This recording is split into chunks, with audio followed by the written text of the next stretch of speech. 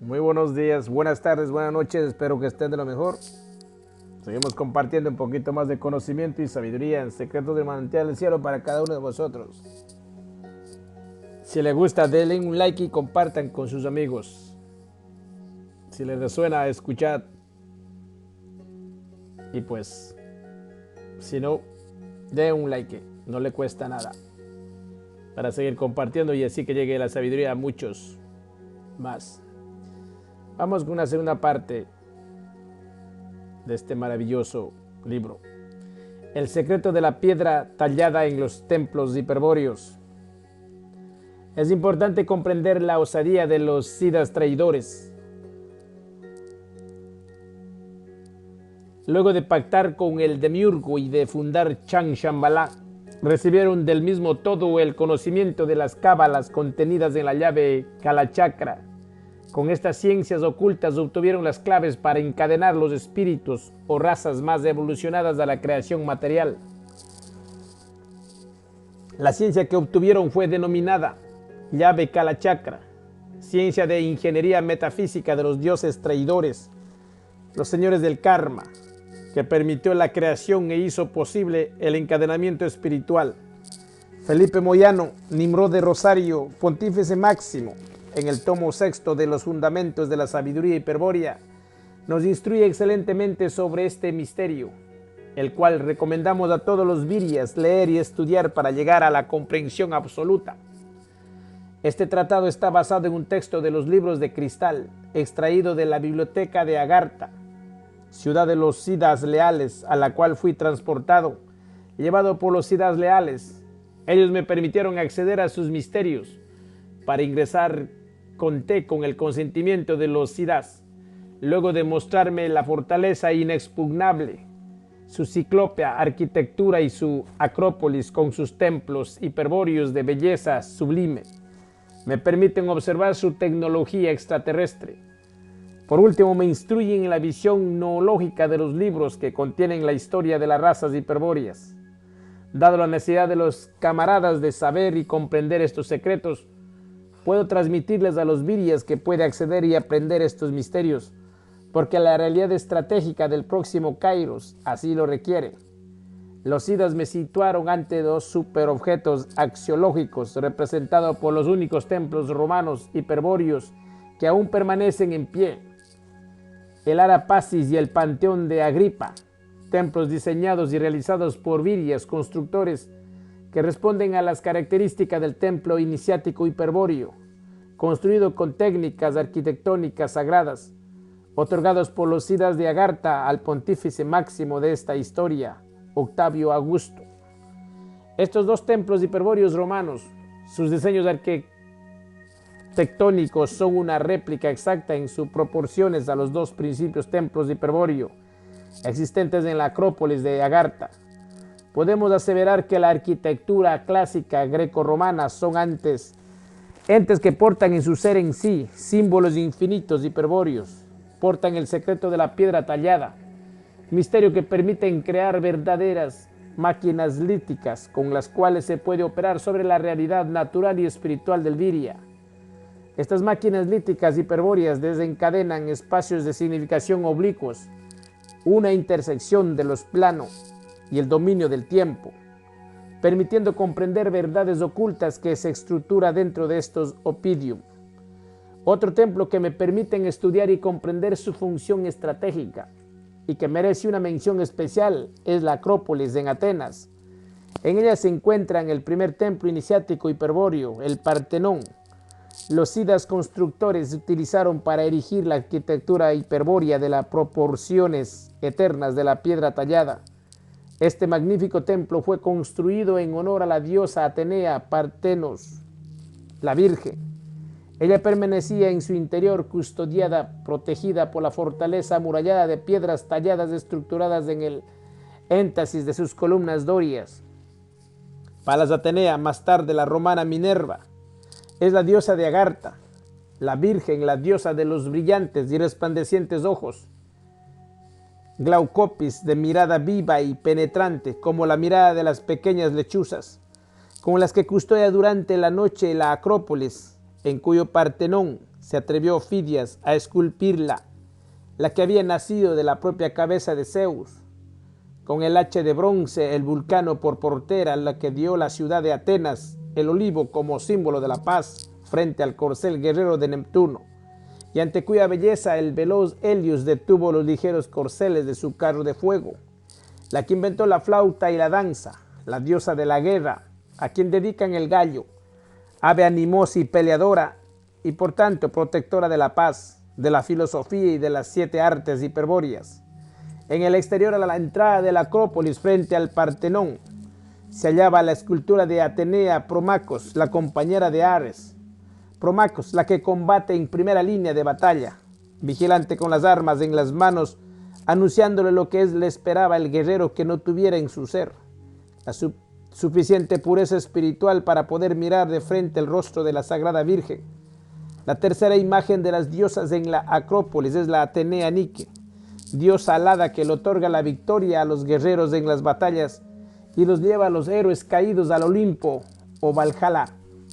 Estas diosas hiperbóreas, sus sublimes imágenes grabadas en la eterna piedra tallada por los iniciados constructores en el arte lítico de las proporciones eternas, nos permite recordar a las mujeres hiperbóreas y al espíritu femenino que con su presencia de diosa, virgen y dama hiperbórea nos despierta en la sangre el recuerdo del origen increado del espíritu eterno.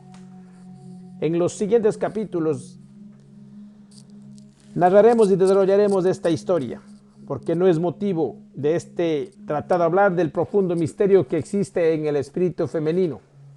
La sabiduría hiperbórea afirma que el espíritu femenino despierta en el Viria una nostalgia del origen, un recuerdo de un amor extraviado, perdido, que nos llama y nos reclame, volver a recordar, recuperar la memoria, volver a sentir en la sangre, en la mine, en el bril, la fuerza increada emanada del Paráclito.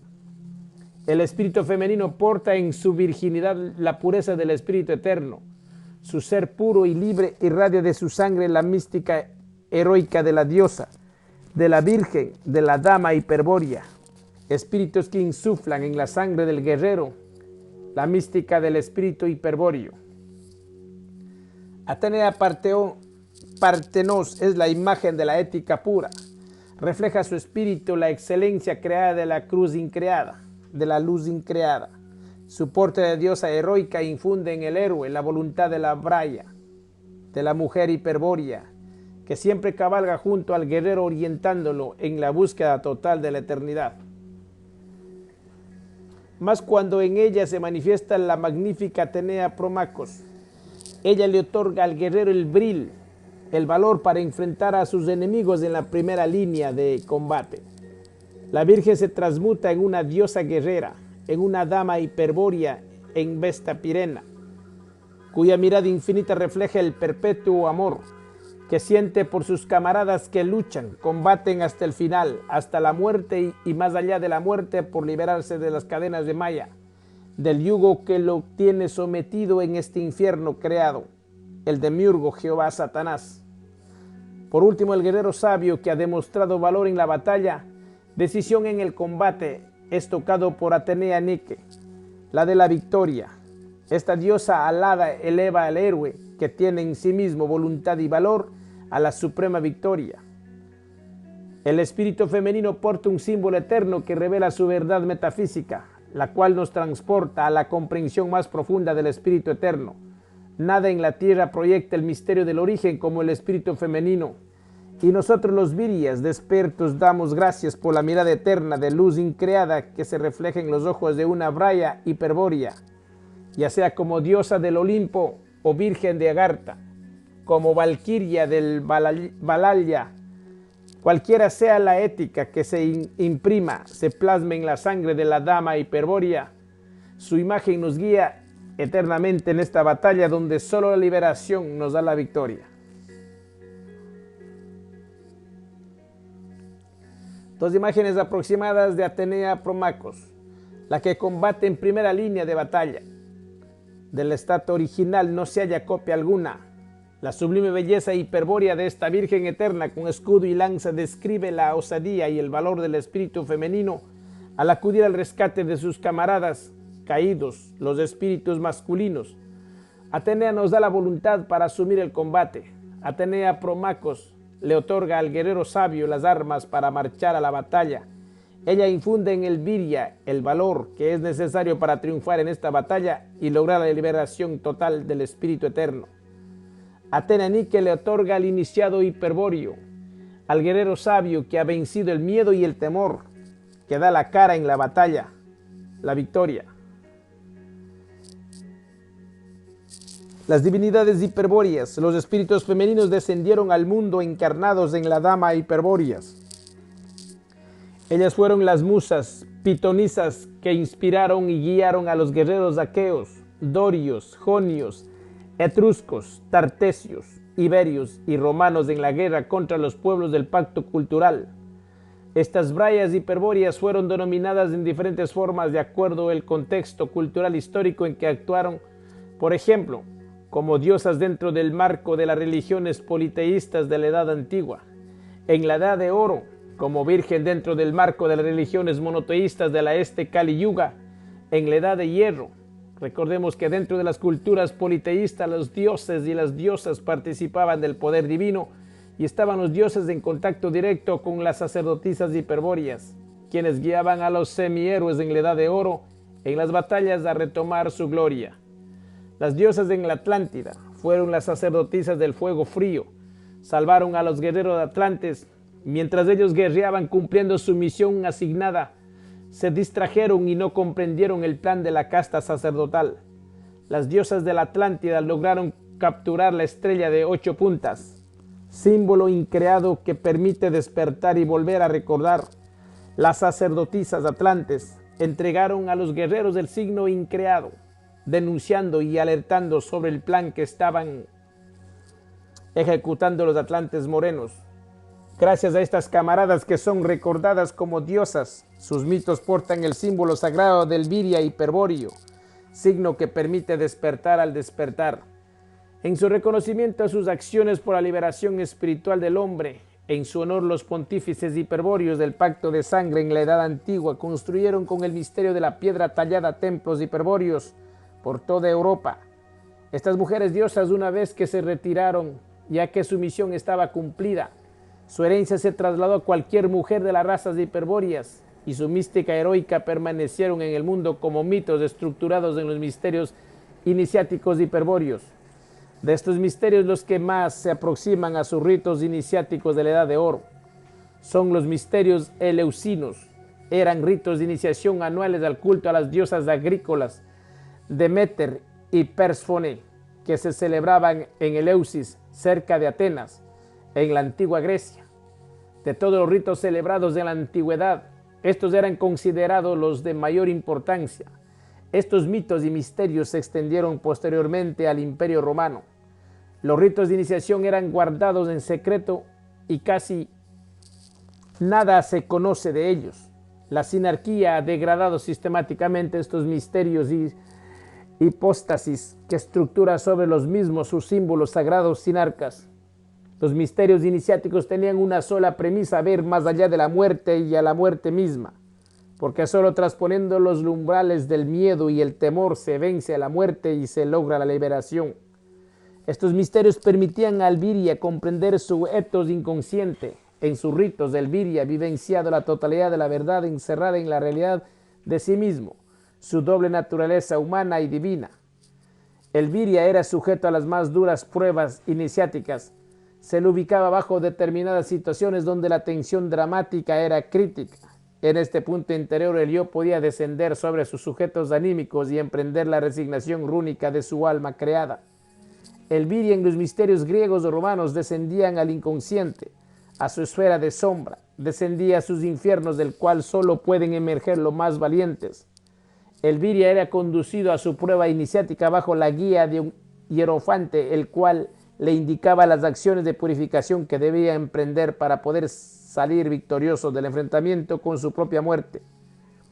Si después de haber comprendido las instrucciones representadas en los símbolos del misterio, símbolos que representaban las runas increadas, el iniciado podía comprender el secreto del granado y de la muerte, El fruto de la granada simboliza comer del árbol del olivo, olvido, la pérdida de la memoria y del origen. El Viria, después de ser preparado e instruido, era conducido a sus pruebas iniciáticas, las cuales le permitirían comprender su doble naturaleza, vivenciar su ser espiritual representando en su etos interior, yo verdadero, con la cual lograr resignar su naturaleza humana constituida en el patos exterior que la contiene, alma o sujeto anímico. Los misterios consistían en un rito iniciático donde este patos era estimulado bajo determinadas situaciones dramáticas, en la cual la voluntad del Viria era puesto a prueba. En esta prueba el patos anímico se lo desencadenaba bajo misterios acciones. El iniciado debía ingerir ciertas bebidas y observar danzas rituales realizadas por hermosas sacerdotisas. Esto estimulaba el patos anímico, el alma emergía a la luz del etos del iniciado. Si soportaba heroicamente las tentaciones de su primera instancia iniciática, si resistía a las seducciones que embriagaban su patos anímico, si el iniciado vencía en estas pruebas, el Viria nutría su yo verdadero de un etos heroico con el cual podía acceder a una segunda instancia iniciática. En este punto, el Viria, fortalecido en su etos, debía soportar las más duras de las pruebas, la mirada de la diosa de la muerte, y si soportaba su mirada, la cual mataba a cualquier iniciado que aún padeciera del amor cálido de la muerte blanca. El Viria ya no era más el mismo. Él, a través de la diosa, era un renacido, un ser increado en la creada. El iniciado había trascendido la muerte y comprendido la muerte en vida. El misterio del encadenamiento y su liberación, misterios que le permitían al héroe iniciado hiperbóreo ver el rostro de la diosa, Lilith, Pirena, Vesta o Ateneas, Promacos, comprender la serpiente y darle la muerte a la muerte calidad y al dragón. En cambio, los pueblos del pacto cultural, sus monoteísmos semíticos, borraron de la faz de la tierra los misterios iniciativos griegos y romanos. Ya nada se sabe de ellos. Los sacerdotes golem quitaron del panteón divino a las diosas, a la mujer, la sacerdotisa hiperbórea. Los pueblos del pacto cultural degradaron la mujer y su misterio implantaron sobre ella la condición de la virgen sumisa, de la madre Binat. La virgen hiperbórea, la diosa portadora del valor y del heroísmo de la sublime mujer hiperbórea, sería desterrado para siempre, y de ahora en más la mujer sería imagen del dolor, de la mujer pecaminosa, de la virgen del dolor. Los idas traidores sobre las diosas hiperbóreas, la dama hiperbórea, implantaron la virgen del dolor, la Eva pecadora. Desde ahora la virgen hiperbórea era despojada del derecho divino a liberarse como una diosa. Hiperbórea, la mujer portadora de la sangre negra, debía ser condenada por su condición espiritual, por portar en su sangre el secreto del signo del origen y hacer posible para el hombre el acceso al origen. Antiguamente y durante mucho tiempo atrás, los griegos de la Edad de Oro comprendían sus misterios iniciáticos, entendían espiritualmente los mitos heredados de las Atlantes blancas. Sin necesidad de interpretarlo racionalmente, lo comprendía agnósticamente con su sangre pura. Este es el secreto de los mitos hiperbóreos. Ellos se viven en la sangre. Son los portadores de las runas eternas y únicamente en relación carismática con ellos podemos noológicamente vivenciar sus misterios. Los mitos hiperbóreos portan en sus contextos míticos el poder que le permite al Viria resolver el secreto del laberinto. La sola contemplación de estas construcciones potencializa en el inconsciente del Viria una pontónica noológica. Es decir, en ellos se hallan las herramientas con las cuales el Viria, que ha acercado el yo de su sujeto anímico, que se ha afirmado en el yo verdadero, puede construir su escalera caracol con la cual unificará su yo verdadero con su yo infinito y el selbst. Es fundamental comprender que sin la escalera caracol el Viria tendrá dificultad para acceder despierto al despertar, al yo infinito y el selbst. La escalera caracol se construye con sistemas reales artificiales y estos sistemas son entes naturales o culturales que portan en sí mismos los símbolos eternos hiperbóreos. Se debe entender que no es necesidad ser un erudito en un lenguaje arqueológico, arquitectónico, histórico para comprender los misterios existentes en la arquitectura clásica. El templo hiperbóreo es un puente que lo transporta al Viria, despierta una comprensión espiritual de sus misterios como sistemas reales. Estas construcciones hiperbóreas reorientan direccionando la visión interna del Viria sobre su etos interior a un punto ontológico donde el yo verdadero puede construir con estos sistemas reales los templos de la arquitectura clásica, su escalera caracol y con ella acceder al Selbst. Estos mitos hiperbóreos fueron representados en diversos lenguajes. El más significativo son las construcciones estructuradas en la piedra tallada, secreto plasmado en la arquitectura clásica. Ellas tienen el poder de abrir y plasmar en el sujeto consciente y el sujeto cultural, en la razón del individuo que los contempla, un símbolo eterno. Templos hiperbóreos que reflejan el símbolo sagrado del Viria y permiten comprender el secreto del laberinto. Símbolos que dejan una apertura interior, y si el Viria tiene predisposición gnóstica, este símbolo actuará afirmando en lo inconsciente un signo noológico de reorientación espiritual. Este signo es una imagen espiritual que está incrustada en la estructura de la piedra tallada.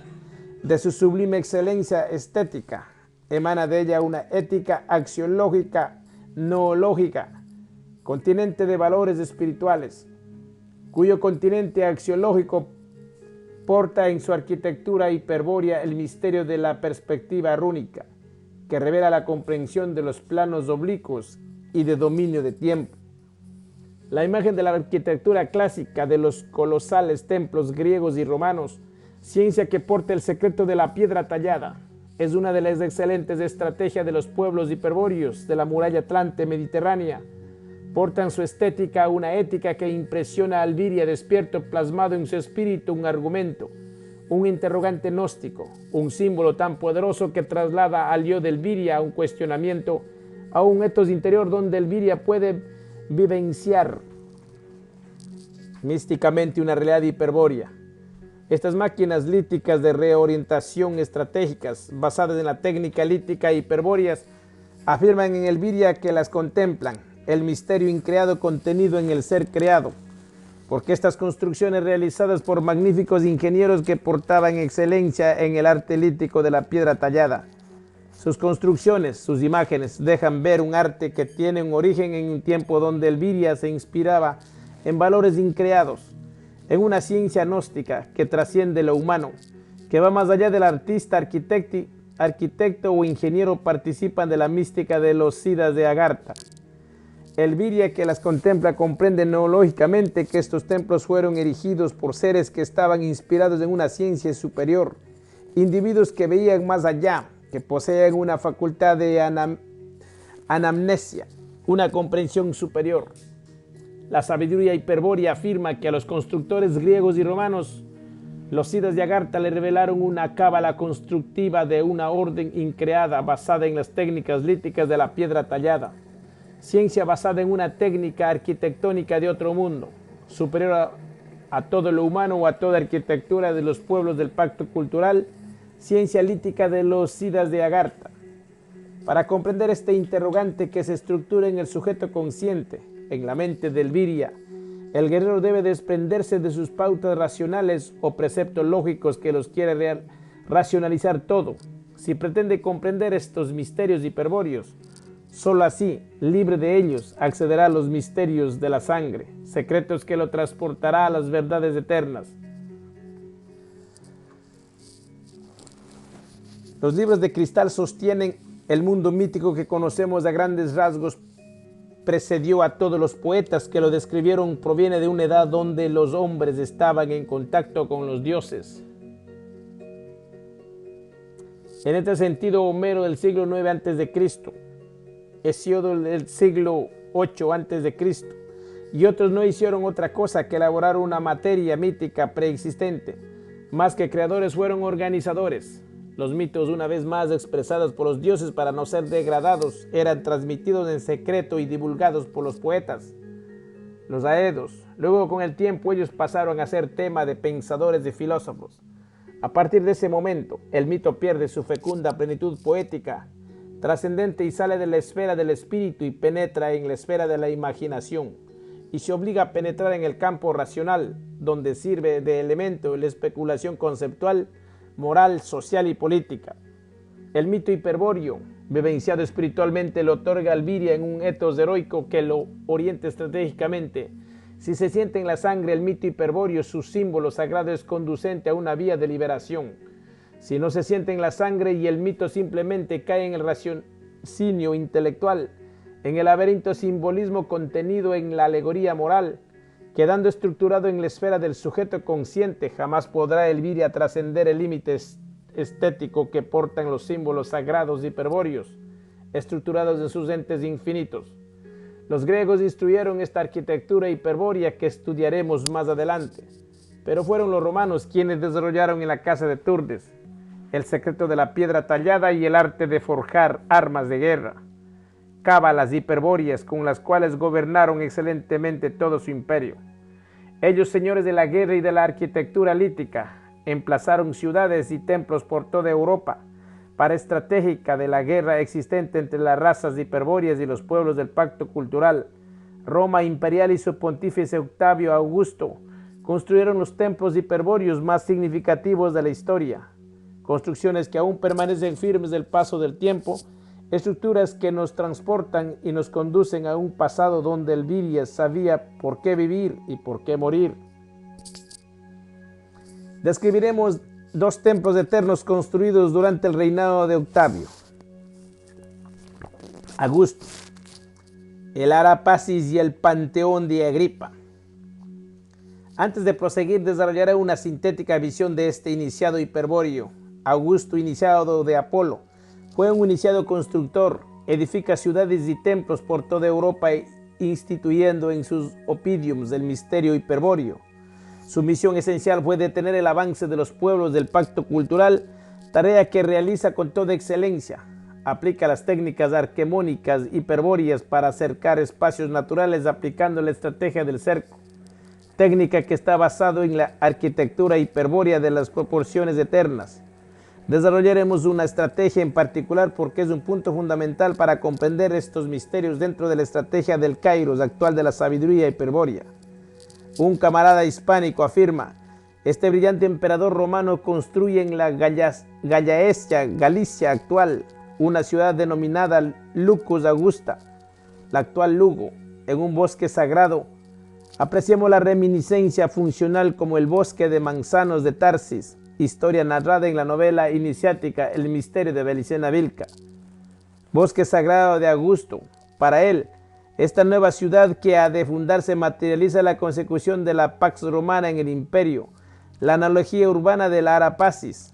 Su fin es la de mostrar en la urbe la perfección de las proporciones de Vitruvio.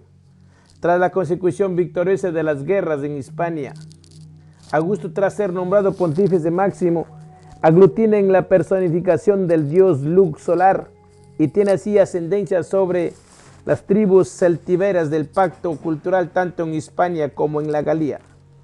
Lug era el señor de la Vía Láctea. Tomémoslo como un concepto de Bóreas, resignado hacia lo hiperbóreo por un pontífice del poder de Octavio Augusto en un marco de las mejores de las estrategias psicosociales.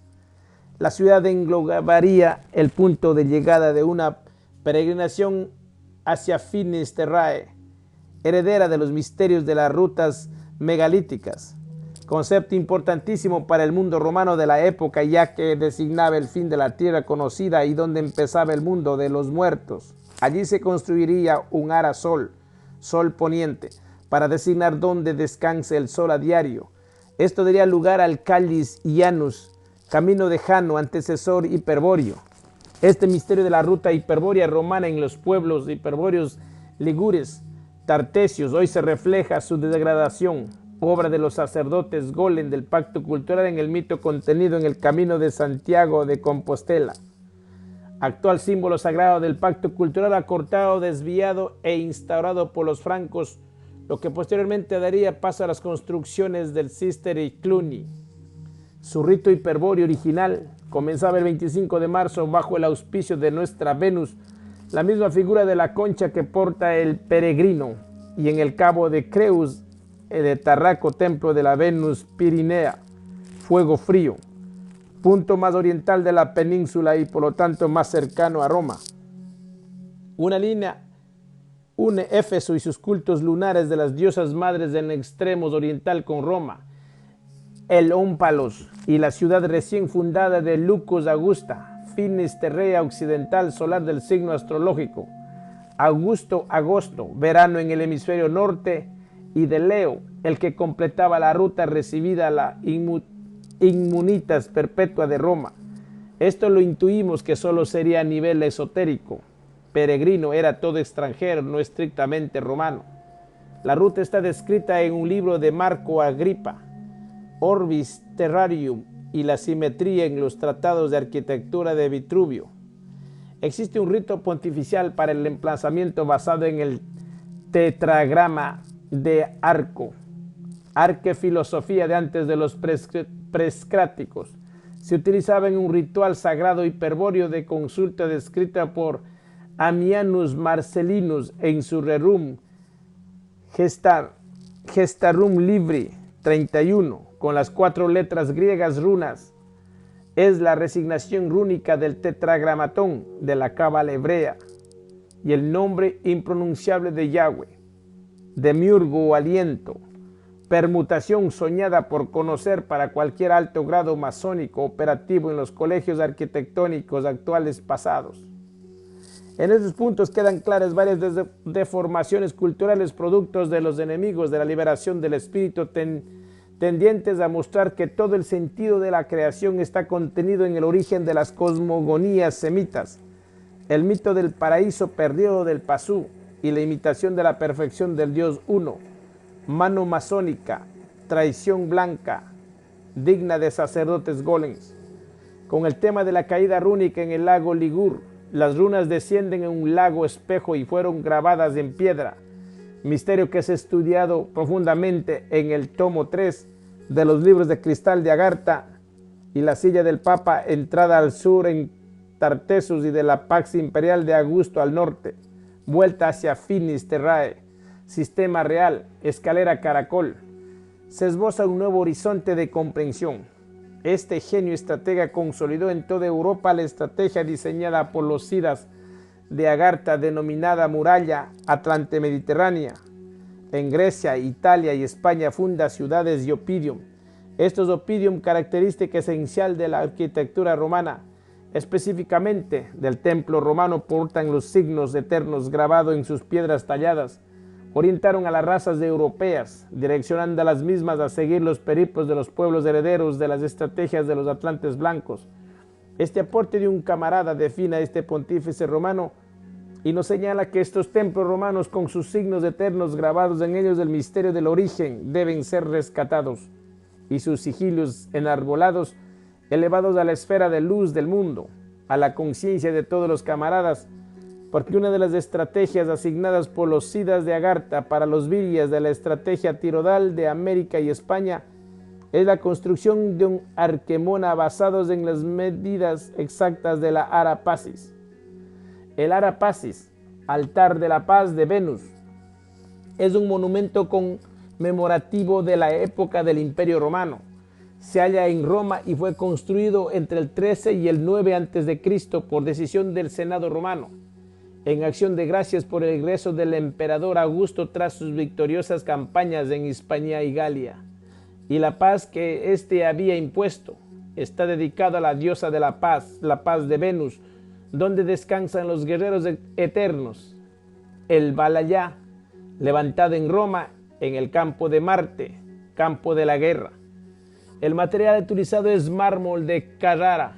Tiene una planta rectangular con unas dimensiones de 11 por 10 por 4,60 metros y no está cubierto. Presenta 2 puertas, una frontal para el sacerdote oficiante, precedida de una escalinata, y otra posterior para los animales a sacrificar. Estas puertas estaban orientadas originalmente al este y al oeste. En su interior el centro está ocupado por el ara propiamente dicha, que se asienta sobre un pedestal escalonado. Lo más destacado es la decoración escultórica que recubre el edificio. En el interior el friso está ocupado por guirnaldas y bucraneos. En el exterior los zócalos se recubren de roles de acanto. Los frisos exteriores tienen distinta decoración según su ubicación. flanqueando las puertas 4 alegorías y en los muros laterales 2 procesiones. Pero lo más destacado, separando plantas y humanos, hay una cenefa que da la vuelta a toda la edificación. Está formada sobre un dibujo que esquematiza una sucesión de ondas, haciendo una línea quebrada. Cuando se acaba el espacio da la vuelta, superponiéndose revertida al primer trazo, continuando aquella misma línea y haciéndose así el dibujo de una esvástica. Esta secuencia sobre relieve de esvásticas concatenadas que rodean todo el templo, donde se halla el más profundo misterio, simbólicamente representa el símbolo del origen, la suástica, la única de la escalera caracol con la escalera infinita, construcción establecida por la paz lograda en el mundo por la Roma imperial, la paz de Venus o paz augusta, el punto Tao, paz que permitía acceder a los misterios hiperbóreos, reconstruir la unión del puente entre lo increado y lo creado, puente reconstruido nuevamente por la Roma imperial, gracias al pontífice máximo, Augusto, príncipe eterno, pontífice constructor, emperador que unió el mundo romano con la escalera infinita de los Sidas de Agartha, puente que permitió definitivamente afirmar el poder de las runas increadas, la runa Hagal, Sieg y Tir, afirmando en el mundo los misterios del verbo de los pájaros, el poder de la piedra tallada y el arte de forjar armas de guerra. Las alegorías talladas en el Arapacis están relacionadas en la mítica fundación de Roma. De los 4 originales, solo 2 se han conservado casi completos. Uno de estos representa a Eneas en el capítulo La Guerra de Troya. Guerra estratégica, estudiaremos los lazos de sangre entre las estirpes troyanas, dorias y romanas, y en el otro, el mejor conservado, a la tierra, como una mujer con 2 niños flanqueada por los genios fertilizantes del aire sobre un cisne y del agua sobre un monstruo marino. Todo ello acompañado de frutos y animales que hacen alusión a la prosperidad proporcionada por la paz de Augusto. La procesión de los frisos laterales representa a Augusto, su familia, amigos, magistrados y senadores, componiendo un magnífico conjunto de retratos que, no obstante, deja entrever una fuerte influencia de las Panateneas, del Partenón.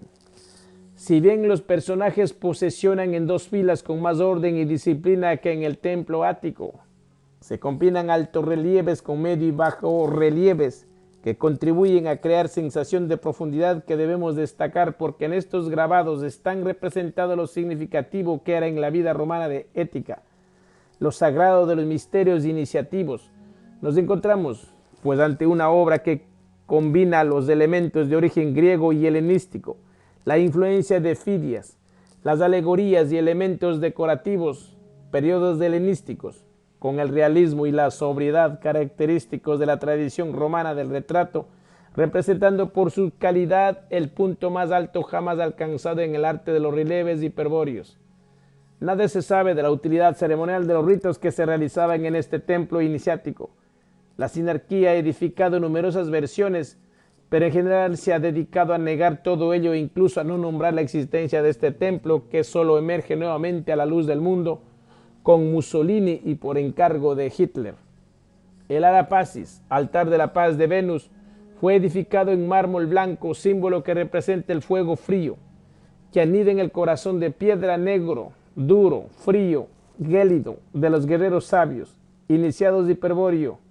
El Arapacis contiene toda una simbología hiperbórea de la historia romana, es la representación del general representando en el arte de la piedra tallada y de la arquitectura hiperbórea de las proporciones eternas, afirmado en las construcciones del arte clásico.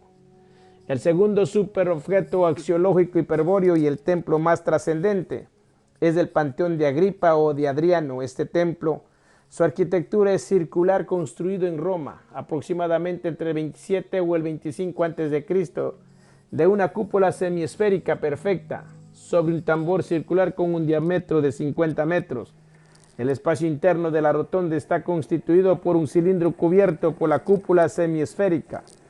El cilindro tiene una altura igual al radio y la altura total es igual al diámetro, por lo que se puede inscribir en la esfera perfecta completa en el espacio interior. Porta un oculto en su centro, símbolo que significa la recuperación del viria de su forma original, la transformación del Viria en Sida Berserk, detalle que me hicieron notar específicamente. El diámetro de la esfera interior es de 43,44 metros, 150 pies, lo que la convierte en la mayor cúpula construida en la historia. Cúpula que los sacerdotes goles tardaron más de 1500 años en poder copiar. Recomiendo al Viria estudiar detalladamente este templo, su simbolismo metafísico hiperbóreo. En geometría sagrada, el cuadrado y especialmente el cubo representa el mundo, la materia y su cuadrangularidad poliédrica, misterio, parte de la física de la Kalachakra, estudiando profundamente en los próximos capítulos. Determinada por las 4 direcciones del espacio, en cambio, el círculo y fundamentalmente la esfera es la representación de lo eterno. Es del vacío puerta al misterio original. Punto de salida al espíritu. Representa la transmutación y transformación del Viria despierto en el espíritu esfera, en Dios hiperbóreo. Esta es la magnificencia de esta obra de ingeniería hiperbórea, que su arquitectura y su diseño es aún increíble de admirar. El Bührer planificaba realizar el Panteón de Agripa en el centro de la Nueva Berlín.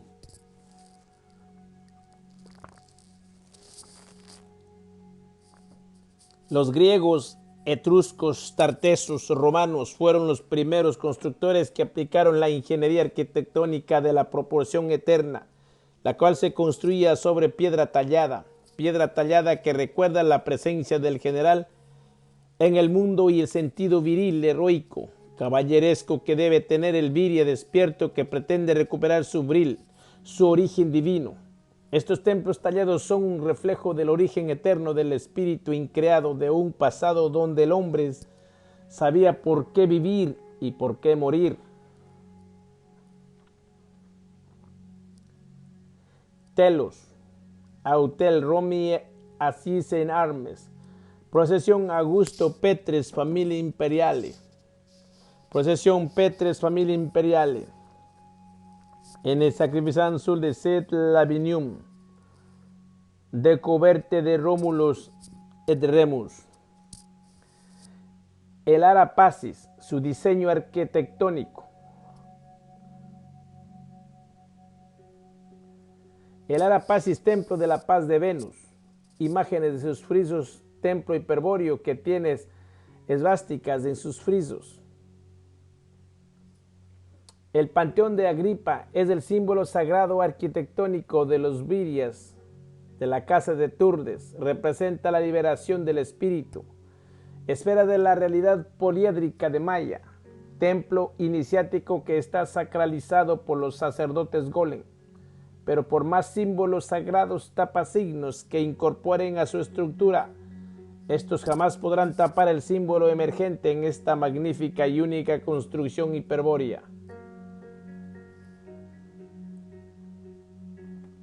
El exterior, su magnificencia constructiva. 4 imágenes exteriores de Panteón. ¿Por qué estos templos se construían en piedra? ¿Cuál es el misterio que está depositado en la piedra? Usaremos una definición hiperbórea. La piedra tallada es una piedra viva. Adquiere su ser para el hombre significación trascendente. Refleja en su inmanencia natural o cultural el misterio de lo eterno. En el ser en sí, depositado en la piedra tallada, en su imagen emergente, en la imanencia óntica situada por el Creador. El Viria, constructor en su creación, estructuró un secreto, un símbolo eterno, una sabiduría que adquiere para el sujeto observante que se sitúe en presente comprensivo una significación noológica. El Viria despierto puede comprender que en las arquitecturas hiperbóreas, en sus estructuras líticas, están en sus piedras talladas el secreto de una ciencia oculta de liberación espiritual, arte increado basado en la sabiduría de las runas eternas. Para el Viria despierto, la piedra eterna representada en la arquitectura clásica adquiere significación noológica y en ella están distribuidas en su todo, en su ser en sí, el secreto de la liberación, ciencia hiperbórea que despierta en el Viria situado en presente comprensivo el recuerdo del origen eterno de su espíritu increado que el Virya despierto ve reflejado en el secreto de la piedra tallada. La pérdida de la memoria, la caída del Virya a un estado de inconsciencia gnoseológica, lo cual le ocasionó la pérdida de las facultades gnósticas, es el peor suceso que padeció el Virya encadenado en el mundo ilusorio de Maya. Este olvido significó la pérdida de sus facultades espirituales, poderes con los cuales el Virya despierto puede comprender los símbolos eternos estructurados en los lenguajes hiperbóreos. Esta pérdida de sus capacidades espirituales es lo que el Virya debe recuperar, y una de las formas es volver a recordar. Por ello este texto lo remite al Virya, al origen de los tiempos, cuando los antes finitos portaban en su semántica, su semiótica, los símbolos y signos que le permitían comprender su realidad y la del medio de lo que rodeaba. Símbolos estructurados en la semántica arquitectónica de los templos griegos. En su excelencia arquitectónica están depositados los símbolos eternos, y los Viryas despiertos deben reconocer, por ejemplo, en la columna dórica, el símbolo hiperbóreo por excelencia estructurada en los templos griegos. Ella contiene en su énfasis el misterio del punto Tao, punto el cual representa internamente en el Virya el dominio del centro, la individuación espiritual, centro donde el Virya despierto construirá su opidium interior. Queremos significar con ello en la columna dórica en los templos griegos o romanos se tallaba su piedra con la técnica lítica hiperbórea denominada por los ingenieros constructores griegos énfasis. El énfasis es una técnica constructiva que aplicaban los sabios constructores griegos y romanos en las columnas dorias. Es un sistema real artificial que permitió estructurar el orden cultural estructurado en la arquitectura clásica, el signo del origen y de las tres runas increadas. Sistemas reales artificiales construidos merced a técnicas de la sabiduría hiperbórea que son del dominio de los pontífices hiperbóreos. Ellos, inspirados por los dioses, revelaron al mundo estos misterios grabados en el arte de la piedra tallada. Para comprender el significado de esta ciencia describiremos lo que significa arquitectónicamente una columna. En física, columna es un soporte vertical de gran altura respecto a su sección transversal. En arquitectura, una columna es una pieza arquitectónica vertical de forma alargada que sirve, en general, para sostener el peso de la estructura. De ordinario, su sección es circular. Cuando es cuadrangular suele denominarse pilar. En el pilar está el secreto de la torre o pilastra. Si está adosada a un muro, la columna clásica está formada por tres elementos: basa, fuste y capitel. Para la sabiduría hiperbórea en las columnas se halla el misterio del símbolo de la torre, de la escalera caracol. Es importante comprender en este símbolo arquitectónico la verticalidad, símbolo en el Virya despierto que significa estar de pie, erguido ante el destino, símbolo representado en la columna del estilo dorio, en el misterio del énfasis dorio. El énfasis en la piedra tallada consiste en el ensanche, hinchar la piedra de la sección media del fuste, la cual posee el mayor diámetro, disminuyendo progresivamente hacia la base o el capitel. El énfasis es una tensión existente en la piedra que le otorga vida, está presente internamente en el iniciado hiperbóreo, que ha recuperado su verticalidad. Su cerco interior es énfasis puro. Se construye su verticalidad punto a centro Tao, con la runa protección Odal. Verticalidad que él permite al Virya tener en su énfasis la fortaleza y el valor para acceder al centro octógono Tao de la runa increada Agal. El punto Tao dentro de la runa tirodal representa al Virya en su primera iniciación. El centro Tao se construye sobre el énfasis de la tirodal de la victoria. Instituye el Virya en la segunda iniciación. El énfasis Tao situado en el octógono Agal afirma al Virya en la tercera iniciación. El Virya despierto siente en su sangre el énfasis Tao, tirodal Agal.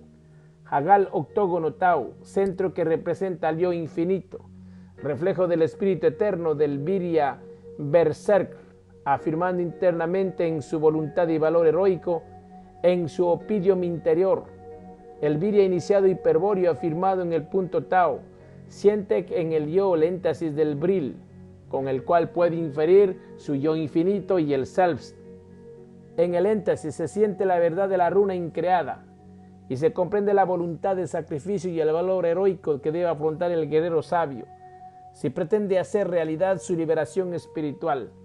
La voluntad es la primera condición ética que debe despertar el virya, y ella hincha el pecho del guerrero sabio. Él siente al adquirir esta cualidad un éxtasis interior. Este estado envuelve al virya de una energía interior que la sabiduría hiperbórea denomina bril, fuerza interior, que proviene de su yo infinito espíritu y le otorga al yo verdadero la voluntad noológica para lograr el dominio del sujeto anímico y de su microcosmo. Esto le permitirá tener un control absoluto de todas sus estructuras psicológicas, de tal modo que el virya, dueño total de sí mismo, siente en su espíritu el éxtasis de un estado interior que lo lleva a un despertar muy particular que lo pone en alerta, en pie de guerra. La éxtasis rúnica es un estado interior del guerrero hiperbóreo, donde surge en su yo verdadero el guerrero sabio.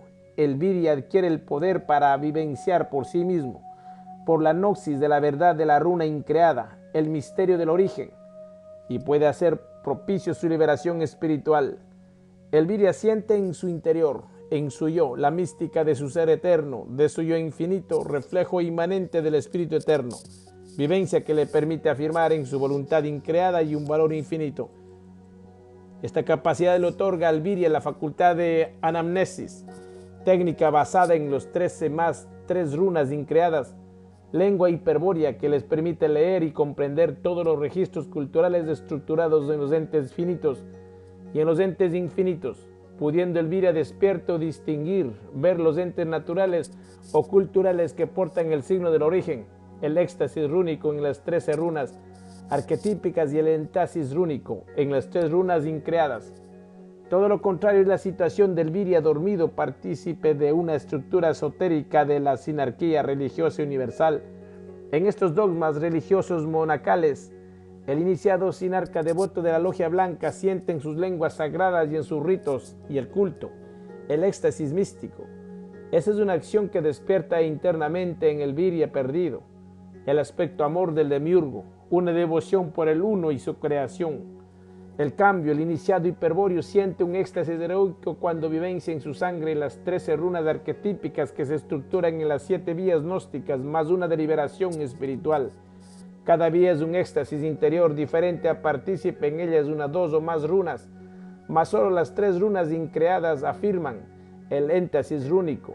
La vivencia en la sangre de una mística heroica de una fuerza noológica que proviene del Paráclito, que nos aporte una voluntad absoluta y un valor infinito, afirmando el yo en el yo infinito.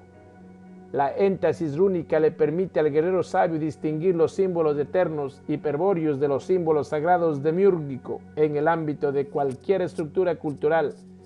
Este es producto del éxtasis interior. En este estado del virya siente crecer sus energías vitales y psíquicas, un poder que se desencadena en su sangre, una voluntad que le otorga a yo verdadero un valor, un poder que fortalece todas las estructuras noológicas de su ser. El bril es la realidad del éxtasis. Este ensanchamiento de su ser noológico le da el poder para realizar una acción de introspección, reflexión interior, donde el virya, libre de las máscaras de su personalidad, carismáticamente orientado, se relaciona su yo verdadero con su yo infinito. Esta acción de reorientación interior permite al guerrero sabio acceder al yo verdadero, el cual es una hipóstasis de su yo infinito, reflejo del espíritu eterno. En el éxtasis rúnico, el virya siente en su sangre el bril, un valor heroico. Accede al yo verdadero y construye en esta torre o columna su escalera caracol que le permite unirse a su yo infinito y al Selbst. El virya en el Selbst siente en su sangre su ser eterno, sintiendo en su yo al virya berserk, al guerrero hiperbóreo.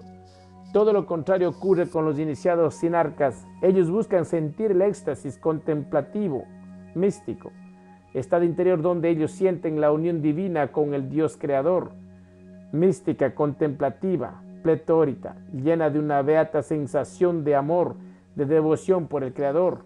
Éxtasis donde el iniciado sinarca siente a Dios a el uno dentro de su corazón. Todo lo contrario es el despertar al despertar.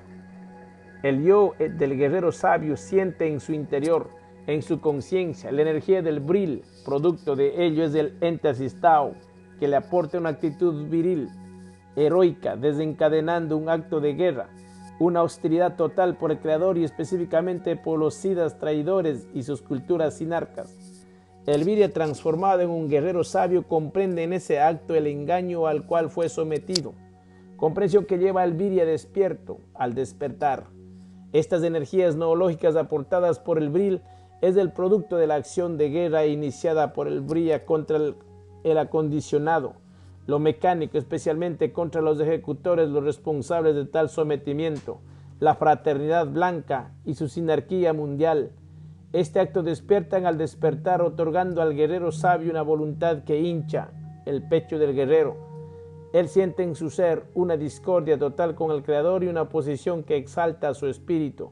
Producto de ello es su énfasis espiritual. En este estado de alerta espiritual, el virya berserk comprende su realidad y las realidades que lo demarcan, que lo determinan anímicamente en el laberinto interior y fundamentalmente en el laberinto exterior. Él comprende el engaño y ve el laberinto que lo separa a su yo verdadero del espíritu eterno. Laberinto representado por los múltiples senderos de Maya, estructurado en miles de lenguajes culturales, afirmando todos ellos a las masoestructuras culturales del macrocosmos. La realidad de uno está edificada en su laberinto de ilusión. El virya, adquiriendo voluntad, desarrolla su facultad de anamnesia. Puede tener comprensión absoluta de la ciencia del engaño estructurado en los laberintos de Maya. El virya se transforma en un guerrero sabio, se reviste de caballero tirodal, caballero lleno de honor y de lealtad, de voluntad y valor, condiciones éticas que le permiten poseer el escudo de Atenea, la espada de Wotan y el tridente de Neptuno. Con estas armas en sus manos, el virya puede definitivamente resolver el secreto del laberinto y crear un puente, una construcción que les permita transitar ese laberinto exterior, sorteando los escollos de Maya, para acceder al poder de sus cualidades noológicas con las cuales hacer propicio su liberación. Este misterio del énfasis rúnico fue representado arquitectónicamente por los iniciados griegos. Ellos incrustaron esta sabiduría secretamente en el tallado del mármol blanco y frío de los templos hiperbóreos. En todos sus templos hiperbóreos, estos sabios maestros constructores perpetuaron este misterio arquitectónico. Ellos tallaron en la piedra viva una excelencia estética que porta sus imágenes del secreto de las runas eternas con las cuales se resuelve el secreto del laberinto. El pasú o virya perdido jamás podrá comprender el secreto de la piedra tallada. Su estado de hipnosis no le permite despertar. En ese estado de confusión no ve más allá de lo que ven sus ojos. Simplemente su acción cognoscitiva es lógica arquetípica, determinada por las pautas culturales que predeterminan a priori su acción lógica. Su facultad traductiva solo le permite discernir los entes, su realidad y verdad a través del sujeto consciente, y el mismo en el pasú está determinado por el sujeto cultural. Todos los razonamientos del pasú o virya perdido lo realiza con el sujeto consciente, el cual opera con la razón o sujeto racional sobre la estructura cultural o sujeto cultural. De tal manera, los análisis lógicos del pasú siempre están determinados a priori por las preeminencias culturales depositadas en su sujeto cultural, condicionando los razonamientos de su sujeto consciente. Al estar atrapado en su razón en una estructura cultural totalmente limitada, el pasú jamás puede tener una comprensión real de los registros culturales hiperbóreos y menos de sus símbolos eternos. El hombre dormido solo percibe los conceptos tajadas que son habituales a su comprensión, a su realidad psíquica y su cultural. Él nunca podrá ver en ese estado de confusión sanguínea e ignosiológica la verdad de una realidad que connota con conceptos más oblicuos, profundos, los cuales participan de realidades metafísicas fundamentalmente hiperbóreas. Únicamente el virya despierto puede comprender este misterio y ver lenguajes oblicuos, conceptos tajados que describen realidades más oblicuas, sagradas, cuyas definiciones contienen la verdad del misterio de la piedra tallada. Por ello, para la sabiduría hiperbórea, en la piedra subyace un misterio muy profundo. Es lo eterno hecho piedra. Si el Virya no comprende este misterio, incurre en un error. No es simplemente una cuestión semántica, como ve en el Virya perdido. El guerrero sabio comprende perfectamente este misterio. Siente en su sangre el secreto de la piedra, porque él se ha hecho duro y frío, como la piedra de Venus, caída de la corona de Cristo Lucifer. Lo eterno hecho piedra afirma lo increado, el espíritu eterno manifestado en lo creado. Estrategia posible por la gracia estratégica de los siddhas leales, que en su inspiración infinita depositaron en la piedra, en el ser en sí, de este ente natural, en su estructura óntica, las imágenes noológicas de las runas eternas y del signo del origen. Por ello el Virya iniciado hiperbóreo, cuando está frente a una piedra, siente en su sangre el misterio del Graal. Le recuerda a la piedra su yo eterno, la dureza del espíritu que debe tener el Virya si pretende lograr su liberación. La piedra es del elemento espiritual del Virya, constructor. Toda su estrategia se construye tallando su yo verdadero en su piedra interna. Su centro Tao es piedra eterna, columna noológica en la cual el Virya graba en ella el poder de las runas increadas. Analicemos estrategias liticias hiperbóreas en la historia. Por ejemplo, las estrategias de los cromañons en el arte megalítico.